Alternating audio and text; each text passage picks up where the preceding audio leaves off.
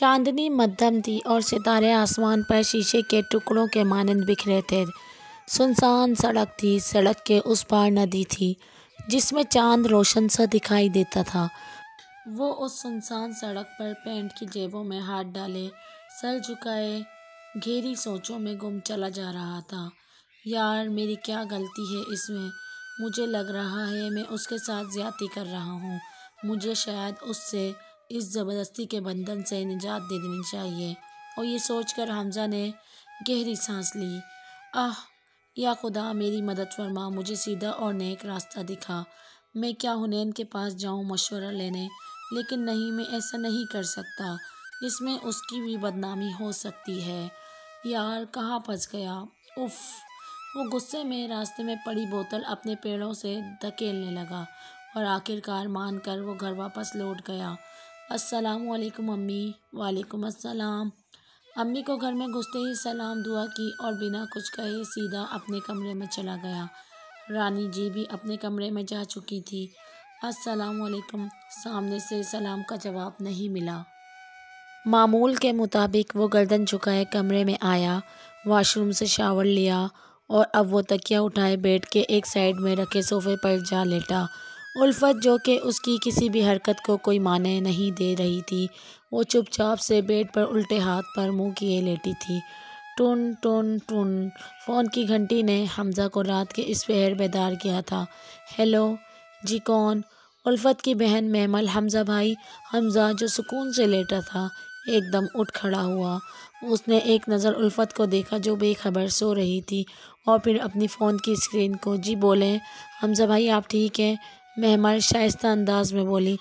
जी अल्हम्दुलिल्लाह, हमजा ने जवाब दिया। हमजा भाई, वो मुझे बात करनी थी। महमल बोली। जी बोलें, सुन रहा हूँ हमजा भाई। वो अम्मी बहुत परेशान हैं आप ही को लेकर। वो आपके साथ ठीक तो है ना? हमजा कुछ बोलता इससे पहले ही उल्फत की आंख खुल गई। उसने अंगड़ाई लेते हुए हमजा अंधेरी रात में धोखे से देखा तो हमजा ने फ़ौरन ही फ़ोन उसके सामने कर दिया। वो महमल। महमल, जवाबन दोहराया उल्फत ने। वो फ़ोन हाथ से लिया और हेलो, हाँ बोलो। आप ही? वो अम्मी को आपकी बहुत याद आ रही है। उनसे कहना मर चुकी है उल्फत। और हाँ, अब्बा और अम्मा की अब कोई भी बात मुझे मत बताना। अब इतना हक तो मैं भी नहीं रखती हूँ ना अपनी मर्ज़ी चलाने का, जैसे उन लोगों ने मेरे सर पर मुसल्लत की थी। हमजा आंखें फाड़ कर उसे देख रहा था। वो उल्फत के इस रवैये से मुतासिर हुआ था।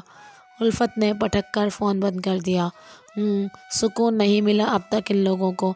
हमजा, जो काफ़ी देर से उसकी इस बदतमीज़ी बर्दाश्त कर रहा था, एकदम फट कर बोला। ओ हेलो मैडम, क्या ज़िंदगी बर्बाद? ज़िंदगी बर्बाद का तमाशा लगा रखा है आपने। अगर इतना ही बुरा था तो शादी क्यों की? और कर भी ली तो कौन सा एहसान कर दिया? मैंने अपनी ज़िंदगी में आज तक अपने माँ बाप से इस तरह बात नहीं की जिस तरह आप कर रही हैं। मुझे तो समझ ही नहीं आ रहा हो क्या रहा है मेरे साथ। उल्फत चंद लम्हे उसे ऐसे ही देखती रही और फिर ज़रा सी हिम्मत पकड़ कर बोली।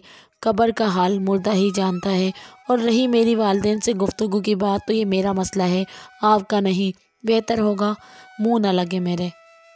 आंखों में मोटे मोटे आंसू लिए वो रज़ाई मुंह तक ओढ़कर सो गई। हुनैन को आज इतने दिनों बाद घर देखकर वो खुश हुआ था।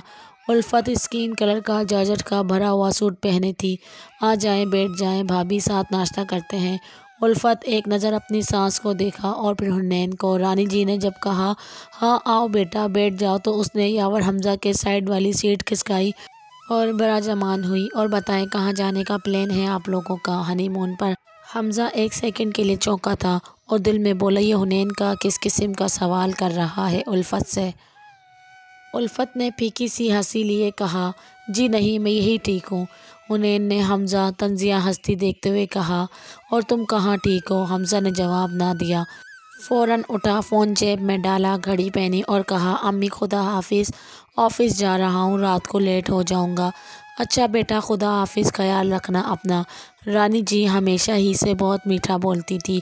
उल्फत भी हमजा के जाते ही डाइनिंग से उठी और कमरे में चली गई। हुनैन ये सब तमाशा देख रहा था। आंटी, वैसे हमारा हमजा बदला बदला सा नहीं लग रहा। जाहिर है हुनैन बेटे शादीशुदा हो चुके हैं, बड़ा तो होना ही पड़ेगा ना अब। हा हा हा हा। और दोनों खूब ज़ोर ज़ोर से हंसने लगे इस बात पर। یاور حمزہ اپنی کمپنی میں آج ایک ہفتہ بعد آیا تھا۔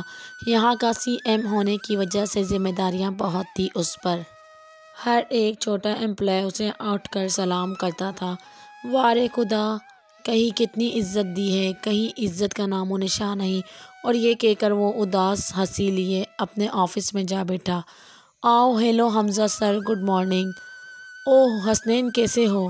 حمزہ نے اپنے مینیجر سے خوش دلی کا مظاہرہ کیا اور بہت خوش اخلاقیات سے اسے گلے لگا لیا۔ اور سر، کیسی رہی آپ کی میرج؟ گڈ۔ وہ اس بارے میں کسی سے کوئی بات کرنا نہیں چاہتا تھا، اور پھر وہی سوالات جس کا اس کے پاس کوئی جوابات نہیں تھے۔ بھابھی کیسی ہیں؟ آپ کو اچھی لگی؟ ہانی مون پر کب جا رہے ہیں؟ اب تو لائف چینج ہو گئی ہوگی آپ کی۔ اس نے ان سوال کا جواب بس ایک پھیکی نہایت سی مسکراہٹ میں دیا۔ آپ کام کریں، پھر ملتے ہیں۔ Okay sir. یہاں اس نے مینیجر کو رخصت کیا۔ یہاں فوراً کال بجنا شروع ہو گئی۔ پہلے تو اسکرین کو 2 منٹ تک دیکھتا رہا اور پھر سانس حلق میں آ گئی۔ اسکرین پر جو نام تھا وہ واقعی حیران کن تھا۔